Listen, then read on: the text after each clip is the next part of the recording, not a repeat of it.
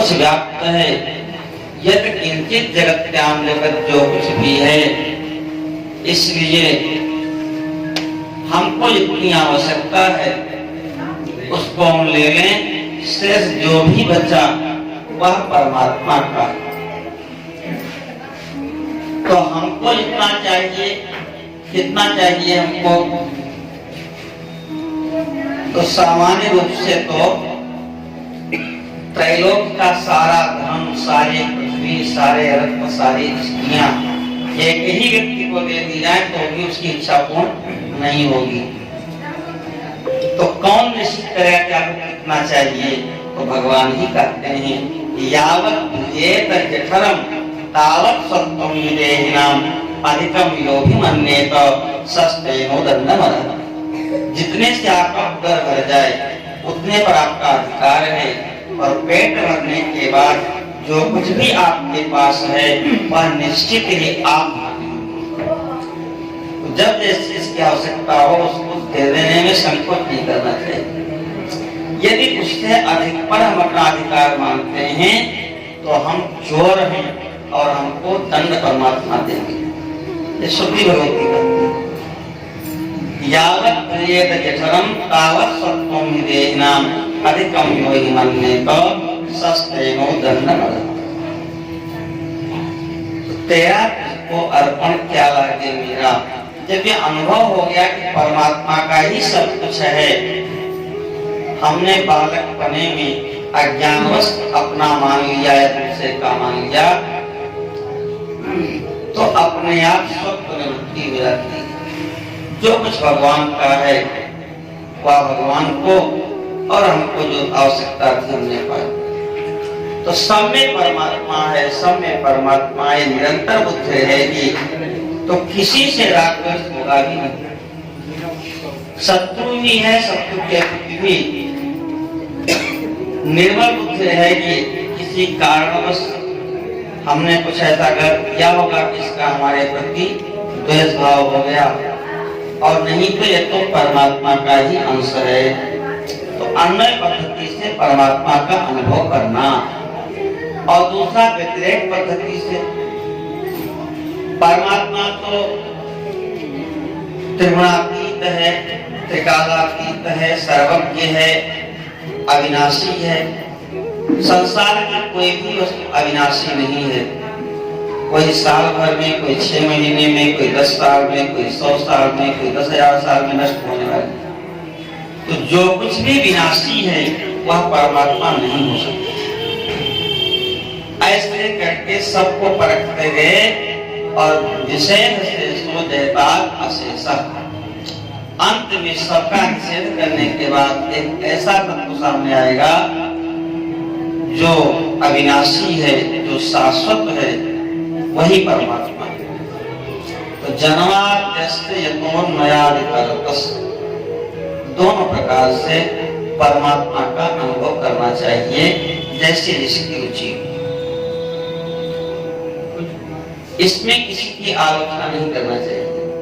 पूरब की ओर मुंह करके बैठेंगे तो भी परमात्मा मिलेंगे, और पश्चिम की ओर मुंह करके बैठेंगे तो भी परमात्मा मिलेंगे। हमारे यहाँ दोनों पद्धतियां हैं, सवेरे पूरब की ओर मुंह करके बैठो और शाम को पश्चिम की ओर मुंह करके बैठो। कुछ लोग रूढ़िवादी हो जाते हैं, नहीं पश्चिम की ओर ही मुंह के बैठे हैं तभी हमको भगवान मिलेंगे।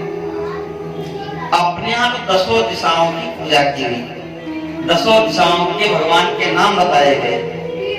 प्राच्यै नमः, इंद्राय नमः, पूर्व दिशा को प्रणाम, इंद्र देवता को प्रणाम।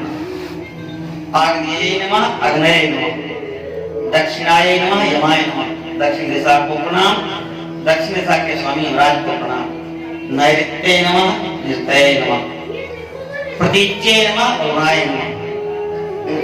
वायव्ये नमः, वायवे नमः। उदीच्ये नमः, कुबेराय नमः। उत्तर दिशा को प्रणाम, और उत्तर दिशा के अधिपति कुबेर जी को प्रणाम। ऊर्ध्वाय नमः, ब्रह्मणे नमः। ऊपर की दिशा को प्रणाम और ब्रह्मा जी को प्रणाम। अधराय नमः, अनंताय नमः। नीचे की दिशा को प्रणाम और शेष भगवान को प्रणाम। तो किसी भी पद्धति से कोई दोष नहीं है, दूसरे की आलोचना नहीं करनी। अर्थेश अभिज्ञः, अभिज्ञ कहते हैं विद्वान को, अनभिज्ञ कहते हैं अनजान को। कई विषय के अनभिज्ञ ही को जानकारी नहीं है। तो परमात्मा अभिज्ञ है, ज्ञाता है, समस्त प्रयोजनों को जानने वाले हैं। अर्थ माने प्रयोजन, वह पराधीन नहीं है। परमात्मा स्वराट स्वयं प्रकाश है, उनके प्रकाश से ही चंद्र सूर्य अग्नि सब तेजोमय हैं। उनको इसके प्रकाश की आवश्यकता नहीं है, बल्कि जितने तेजोमय प्रकाश देने वाले पदार्थ हैं सब उनके एक अंश से ही प्रकाश है। तेरे ब्रह्म हृदय आदि कवये, कार्यक्रम हिरण्यगर्भ ब्रह्मा उनको ज्ञान नहीं देते, बल्कि ये भगवान ही ब्रह्मा के हृदय में वेदों को प्रकाशित करते हैं। तेने ब्रह्म हृदय आदि कवये, इन्होंने आदि कवि ब्रह्मा जी के हृदय में ब्रह्म देने वेदों का विस्तार किया, वेदों को प्रकाशित किया। मुह्यन्ति यत् सूरयः, बड़े से बड़े विद्वान जिनके विषय में अपनी तर्क बुद्धि से पार नहीं पा सकते, क्योंकि समस्त असंभव वस्तुओं का स्थल है परमात्मा। क्षण भी है, अक्षर भी है, गतिमान भी है और गति रहित भी है। विष्णु सहस्रनाम पढ़ते हैं तो वहां पर एक दूसरे के विरोधी नाम भगवान के, तो भगवान सब गुणों से युक्त हैं। लीला के समय ऐसे ऐसे लीलाएं करते हैं कि जो बड़े बड़े उनके समीप रहने वाले भक्त हैं वहां भी मोहित हो जाते हैं। राम रावण का युद्ध हो रहा था, रावण युद्ध अजान कियो तब नाग पास सबे से डाली। राम लक्ष्मण जी को नाग पास से बांध दिया। नारद जी के कहने पर हनुमान जी गरुड़ जी को बुलाने गए। गरुड़ जी आए हैं और उन्होंने भगवान के नाग पास को काटा। गरुड़ जी को देखते ही राग होने लगते हैं। भगवान श्री राम और लक्ष्मण जी नागपाश से मुक्त हुए, लेकिन गरुड़ जी मोह में बंध गए। कहे कि जिनके नाम लेने से जीवों के बंधन कट जाते हैं, आज उन्हीं भगवान को हमने बंधन से मुक्त किया। ये भगवान कैसे हो सकते हैं? और ऐसा मोह व्याप्त हुआ कि उनका विवेक ही शून्य हो गया।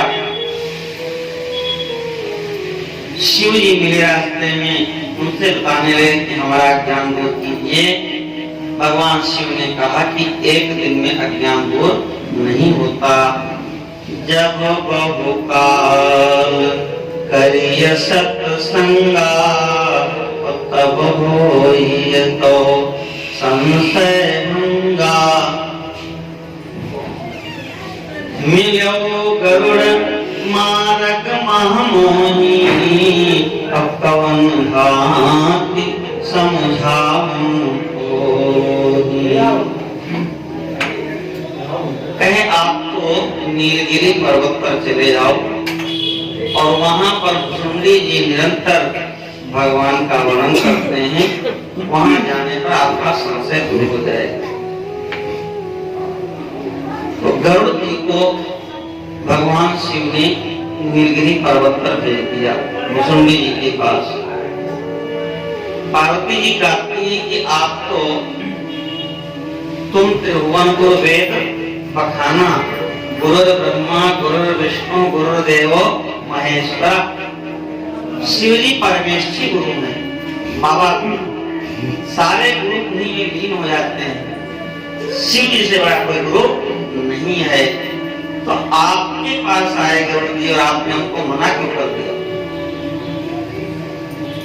शिव जी कहे, देवी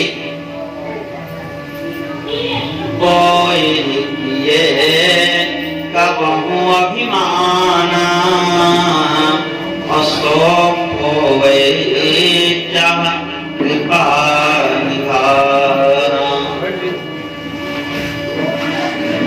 भगवान अपने भक्तों का सब कुछ देख सकते हैं लेकिन अहंकार नहीं देख सकते। इसने गरुड़ जी ने कभी अहंकार किया होगा अपने ज्ञान का और भगवान उसको मिटाना चाहते हैं, इसीलिए वो मोह में डाल दिया। ये पक्षियों के राजा हैं और सुंडी जी चांडाल पक्षी है, कौवा है। तो हमसे ज्ञान को मिल जाता तो क्या होता, गुमान हो जाता ज्ञान का कि हमने शिव जी से ज्ञान प्राप्त किया। और जब सुंडी से प्राप्त करेंगे तो अभिमान का द्वैत हो जाएगा, इसलिए हमने भुसुंडी जी के पास में जाना। भुसुंडी जी के आश्रम में पहुंचते ही इनका सारा अज्ञान मोह भ्रम सब दूर हो गया। किसकी महिमा है? क्योंकि वहां निरंतर भुसुंडी जी महाराज भगवान की कथा किया करते हैं, निरंतर सत्संग होता है। जो निरंतर स्वार्थ है और सत्संग में लगे रहते हैं उनको मोह व्याप्त नहीं होता। वेद व्यास जी कहते हैं कि भगवान के विषय में बड़े बड़े सूरी जो निरंतर भगवान का ही चिंतन करते हैं, कोई अन्न त्याग करके, कोई जल त्याग करके, कोई वायु का भी त्याग कर देते हैं, वह भी भगवान के विषय में मोहित हो जाता है।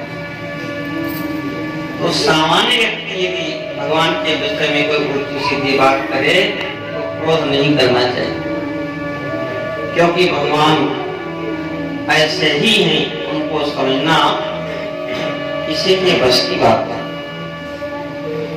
उनके विषय में सब मोहित हो जाते हैं। स्वयं जाने जिन देव जनाई, वो जिसको चाहते हैं उसी को अपने स्वरूप के दर्शन कराते हैं। अपने प्रयास से, अपने सामर्थ्य से कोई परमात्मा को जान नहीं सकता। भगवान कृष्ण कहते हैं, दिव्यम ददान के चक्षु पश्च में योग महेश्वरम। अर्जुन, तुमको मैं दिव्य नेत्र दे रहा हूँ, इन आंखों से तुम मुझे देख नहीं सकते। ऐसा करके भगवान ने दिव्य चक्षु दिए हैं। भगवान का विराट स्वरूप देखा, उन्हें भयभीत हो गए, कह रहे हैं कि हे प्रभु सहस्रबाहो भविष्यमूर्ते, आप पुनः अपने उसी वेश में आ जाओ। 2 भुजाओं में यह 1000 भुजाओं वाला रूप बड़ा भयभीत कर रहा है। परमात्मा का स्वरूप ही ऐसा है कि अनंत काल तक उनके विषय में चर्चा किया जाए, अनंत काल तक उनके विषय में लिखा जाए, सुना जाए, पढ़ा जाए, फिर भी कोई ये नहीं कहा है तक कि हमने पार पा लिया। अस्तिगिर समम सात अज्जलम सिंधु पात्रे सुरतल वर्षाखा लेखनी पत्रम रवि लिखति दिग्रहीत्वा शारदा सर्वकालम तदत्त गुणानामीश पारम भयाति। 7 समुद्र की मस्तरों लेखन सब गिर रहा है, बल रहा है, सब धरती कागज करो और हरे में लिखा नहीं जाता। शारदा शेष के 1000 मुख हैं, गणेश जी के षडमुख के बाद 6 मुख हैं, सब ने गायन किया है। ये अनंत आकाश है, इसमें गरुड़ पक्षी भी उड़ता है, बड़े बड़े रॉकेट भी छोड़े जाते हैं और एक मच्छर भी उड़ता है। जितनी इसके पंखों में सामर्थ्य उड़ते हैं, लेकिन आकाश का अहंकार किसी ने नहीं पाया। तो हरे अनंत, हरे कथा अनंता कहानी नहीं बहुविध सब कहते इसलिए है कि उनको थोड़ा बहुत जानने के बाद, उसे प्रेम होने के बाद बिना कहे रहा नहीं जाता। सब जाने प्रभु प्रभुता सोई तदपि